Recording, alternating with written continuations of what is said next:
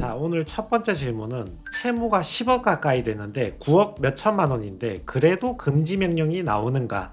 아니면 채무가 아주 작을 때에만 금지 명령이 나오는가? 두 번째는 채무가 10억을 약간 넘으면 어떻게 해결을 할까? 개인일생치고 채무가 많은 경우를 의미하죠. 채무가 10억 가까이 되면 예납금도 많이 늘어나는가? 법률 비용도 그에 따라서 비례적으로 많이 늘어나는가? 최근에 이사했다면 법원에서 어떻게 처리가 되는가? 최근에 퇴사했다면 이건 어떤 문제를 일으키는가? 친인척한테 빌린 돈이 있을 때는 어떻게 처리하는 게 제일 친인척한테 도움이 되는 방법인가? 자, 이분은 대학교 때부터 주식 투자를 했는데 대학교 때 형편이 어려워서 급하게 돈을 벌려고 노력을 하다 보니까 주식 때문에 돈을 잃는 경우가 많았고, 이분 월급 받는 원장님이셨는데 일을 시작하면 대출이 많이 나오잖아요. 그래서 신용대출을 계속 받아서 주식 투자를 했는데 손실 난 세월이 길어서 계속 돌려막기 하다 보니까 채무가 10억을 넘어가 버렸다, 이런 분이었습니다. 채무가 10억 가까이 된다 하더라도, 금액이 많다고 하더라도 금지명령은 나옵니다. 채무가 많다는 이유로 금지명령 대상에서 제외된다거나 그러진 않습니다. 다만 그 10억까지 잃은 경위를 봤을 때 사기성이 있고 개인회생을 진행해주는 게 채권자 일반 이익에 적합하지 않다고 볼 때는 그걸 이유로 금지명령을 내려주지 않을 수 있지만, 단지 채무가 많다는 이유로 금지명령을 거부하진 않습니다. 채무가 10억 가까이 될 때는 어떻게 처리하는가?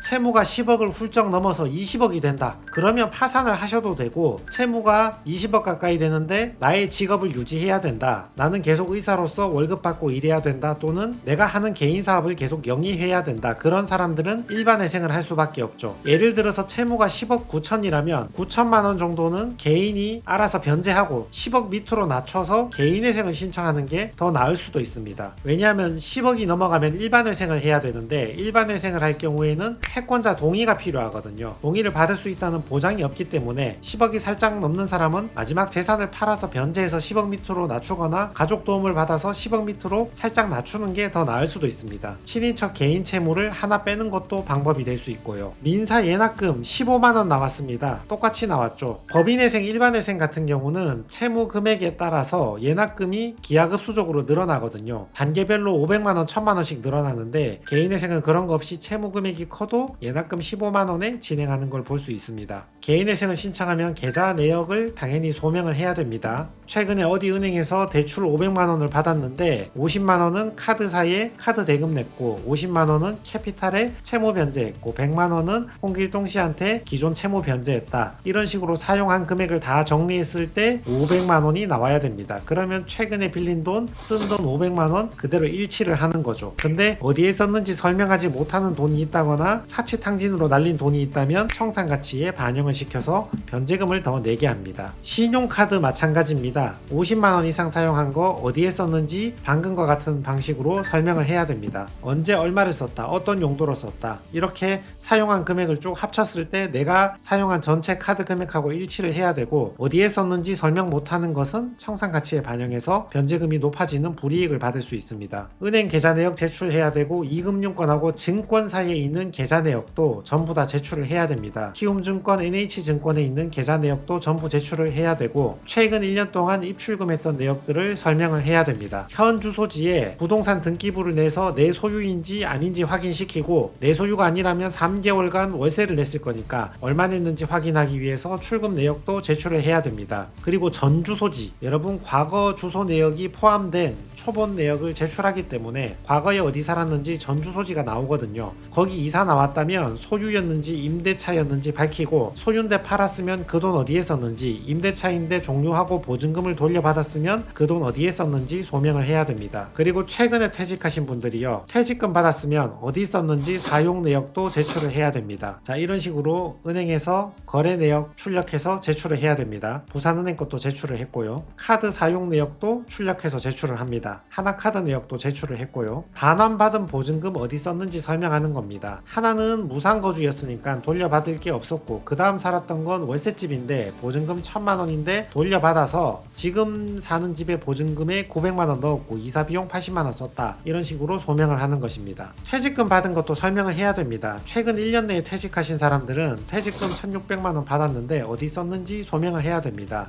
이분 같은 경우는 받아서 해외 코인 선물에 탕진했다 이렇게 소명을 했습니다. 업비트 내역도 제출합니다. 그러니까 내가 코인 투자했던 것도 코인 계좌에 얼마가 남아있는지, 과거에 얼마 정도 샀다 팔았다 하면서 탕진했는지 전부 소명을 해야 됩니다. 업비트도 투자 내역을 출력하면 이런 식으로 출금 입금 내역이 다 나오잖아요. 이것도 프린트해서 다 제출합니다. 이거는 새로 들어간 직장인데요. 세전 1200이고 실수령 960만원 정도 받는다고 급여 명세서도 제출을 하는 겁니다. 이분 미혼이고 부양가족이었거든요. 월급 960만원에서 생계비 130만원 빼고 한 달에 830만원 36회 2억 9천만원 변제하는 걸로 변제 계획안이 만들어졌습니다. 이분 상담할 때는 지금 있는 병원은 개인적 사정으로 다닐 수가 없어서 다른 병원으로 이직을 한다고 말씀을 하셨는데, 근데 이직한 병원도 급여가 많은 거예요. 실수령이 거의 1000만원 가까이 되니까. 그러면 변제금이 많다. 예를 들어서 이분이 966 빼기 133은 월 833만원 받는 걸로 결정이 됐는데, 그게 아니고 400만원 적은 566만원 월급으로 갔었다 하더라도 133 빼고 한 달에 433만 내도 됐거든요. 이 정도만 해도 개시결정 받을 수 있는데, 이 원장님이 자기는 채권자한테 미안하니까 월급 적은데 그런데 안 가고 자기는 괜찮은 병원으로 이직을 해서 최선을 다해서 변제하신다고 말씀하시더니만 실제로 월급 많이 주는 대로 가시더라고요. 그리고 변제를 많이 하겠다 하시더라고요. 아무래도 채권자 목록에 개인 채권자들이 좀 있어서 어느 정도 변제율을 높여주려고 신경을 좀 쓰셨던 게 아닌가 그렇게 생각을 합니다. 그게 자기 채무의 31%를 변제하고 69%를 탕감받는 것입니다. 서울에서 신청했거든요. 그래서 주식 코인 탕진한 게 10억이 넘었지만 청산가치에 반영하지 않은 모습을 볼 수 있습니다. 14번 15번은 개인 채권자였습니다. 이분 전체 채무액 9억 3천만 원 중에서 원래 10억이 넘었는데 한 개는 뺐거든요. 알아서 해결하시는 걸로 하고 9억 3천만 원으로 만들어서 10억 밑으로 만든 다음에 개인회생 신청해서 2억 9천 변제하고 나머지는 탕감받는 겁니다. 친척한테 돈 빌리신 분들 있잖아요. 물론 친척 채무는 다 변제를 해주실 생각인데 내 월급이 200만원 250만원 이렇게밖에 안 돼서 어차피 월 변제금이 몇 푼 안 된다, 이런 분들은 채권자 목록에 친척을 넣어도 되지만 빼도 별 관계 없습니다. 어차피 한 달에 돌아가는 배당금 몇 푼 되지도 않는데 법원에서 계속 서류 날아가고 채권자 이의 신청하라고 서류 날아가고 하면 괜히 민폐니까 빼도 괜찮고, 이분처럼 급여가 실수령이 500만원 1000만원 된다 하시는 분들은 한 달에 변제금이 적지 않기 때문에 친척한테도 적지 않은 돈이 배당될 수 있거든요. 그래서 그런 경우는 포함하시는 것도 괜찮습니다. 채무 금액이 컸지만 7월 24일에 신청해서 11월 14일에 개시 결정을 받았으니까 특별히 더 오래 걸리진 않았습니다. 아무래도 채무 금액이 크지만 사유가 주식 코인으로 단순해서 이렇게 된 것 같고, 부동산 관계에 복잡한 사실관계가 있는 사람은 재판 시간이 많이 길어졌겠죠. 자, 정리해 봅시다. 채무가 3억 4억 9억 10억 가까이 된다. 그래도 금지 명령이 나올 수 있는가? 나올 수 있습니다. 금액이 크다는 이유로 금지 명령이 안 나온다 그런 건 없고, 사기성이 있을 때 채권자 이익을 해하는 걸로 보일 때 그럴 때 금지 명령이 나오지 않습니다. 10억이 약간 넘으면 어떻게 되나? 10억 넘으면 개인회생 못 하잖아요. 일반회생 가면 절차가 더 힘드니까 혹시 한 개의 채권 개인적으로 정리할 수 있는 게 있다면 그거 정리하시고 10억 밑으로 만들어서 개인회생하는 게 채권자 동의도 받을 필요 없고 훨씬 더 쉬울 수 있습니다. 10억 가까이 된다 하더라도 법인회생 일반회생과 다르게 예납금이 몇백만원 몇천만원 더 높아지는 게 아닙니다. 최근 이사했던 사람은 이전에 살던 집에서 돌려받은 보증금 그거 어디 썼는지 소명을 해야 됩니다. 최근에 퇴사하신 분들은 받은 퇴직금 어디 썼는지도 소명을 해야 됩니다. 친인척한테 빌린 돈은 어차피 갚아주실 생각을 하고 계시겠지만 내 월급이 많으면 포함해서 변제금의 일부를 그분에게 주는 게 나을 수도 있고, 월급이 작아서 변제금이 몇 푼 안 되는 경우에는 배당될 돈이 어차피 몇 푼 안 되니까 그냥 목록에서 제외하는 것도 괜찮습니다.